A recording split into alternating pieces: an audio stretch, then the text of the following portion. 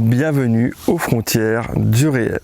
Aujourd'hui, je vais vous parler d'un sujet d'actualité qui concerne Mars. Et on sait qu'en ce moment, Mars est dans le collimateur de l'actualité, notamment grâce à l'atterrissage réussi de Persévérance à sa surface. Et je vais vous parler de ces gouffres, de ces grottes détectées à la surface de Mars grâce à MRO, Mars Reconnaissance Orbitaire, qui est la petite sonde qui gravite autour de la planète et qui nous rapporte des clichés magnifiques de la planète grâce à sa caméra IRIS. Donc IRIS, pour information, c'est une caméra très performante, la plus performante au monde et qui nous permet d'avoir des images en très haute définition de la planète. Et sur l'une de ces images, publiée le 24 janvier dernier, on peut voir une espèce de grotte, de cavité à la surface de Mars qui intrigue énormément les astronomes. Et je vais vous dire pourquoi. Mais juste avant, je vous montre quelques clichés en musique.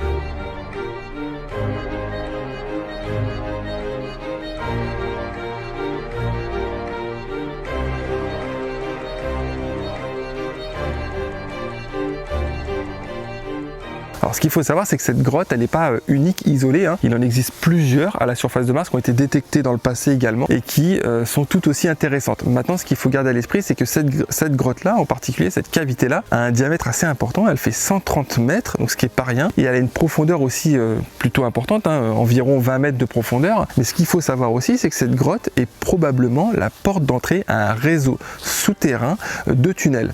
Et ça, c'est quand même assez incroyable. L'origine de ces grottes ou de ces cavités reste pour le coup encore un peu inconnue. On ne sait pas trop comment elles se sont formées. On a quelques hypothèses qui consistent à dire que c'est probablement le résidu d'une activité volcanique passée à la surface de Mars, donc notamment des tunnels qui ont permis à la lave en fusion de circuler de part et d'autre de la planète. Mais encore une fois, ça reste très hypothétique. Il n'y a rien qui le prouve. Alors, pour la petite info, Persévérance, qui atterrit quelques jours à la surface de Mars, n'est pas équipé pour analyser ces grottes ou ces cavités. Il faut un rover spécial qui a déjà été développé par la NASA, qui est déjà à l'étude et déjà en test, même pour vous dire, dans des grottes à Hawaï. J'imagine que la NASA projette d'envoyer ce rover à la surface de Mars quand il sera prêt pour cela. Et l'idée de justement envoyer ce rover pour étudier ces cavités et ce réseau de tunnels, c'est de prouver ou comprendre les mécaniques qui ont permis la création de ces réseaux, de ces tunnels ou de ces cavités. Et ça intéresse beaucoup la NASA. Pourquoi ? Parce que comme on le sait sur Terre, les grottes ainsi que les réseaux souterrains à la surface de la Terre sont peuplés de vie,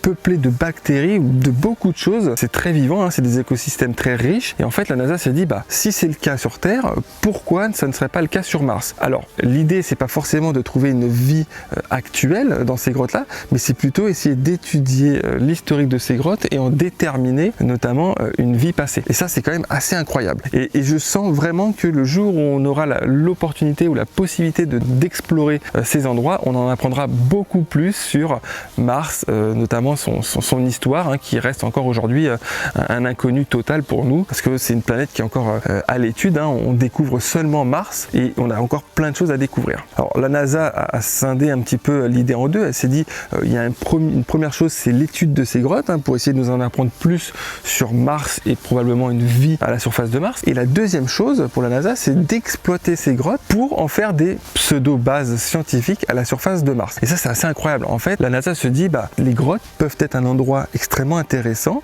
notamment grâce au fait qu'elles soient souterrains et qu'elles soient un petit peu abritées de l'atmosphère très chargée en dioxyde de carbone de Mars et puissent protéger les prochaines missions Mars à la surface de cette planète. Alors, je ne sais pas par quel moyen la NASA projette d'utiliser ces grottes pour les reconditionner en espèce de base martienne, mais en tout cas, c'est un sujet qui est à l'étude et qui est extrêmement important et intéressant intéressant étudié au sein de la NASA. Alors, je ne sais pas si vous imaginez, mais ça permettrait notamment de fiabiliser, sécuriser les voyages depuis la Terre en direction de Mars, pouvoir se projeter sur du long terme, notamment pour l'étude scientifique de la planète, dans des espèces de petites bases comme ça. En fait, l'idée, j'imagine, alors attention, ça reste très subjectif, hein, je suis absolument pas physicien ou astrophysicien, mais j'imagine que l'idée, c'est d'utiliser les parois de ces grottes, les rendre peut-être probablement hermétiques avec un dôme et d'essayer de rétablir une atmosphère respirable pour les hommes. Et en fait, ça fait vraiment référence à la science-fiction, parce que de se dire que on va utiliser des grottes ou des cavités souterraines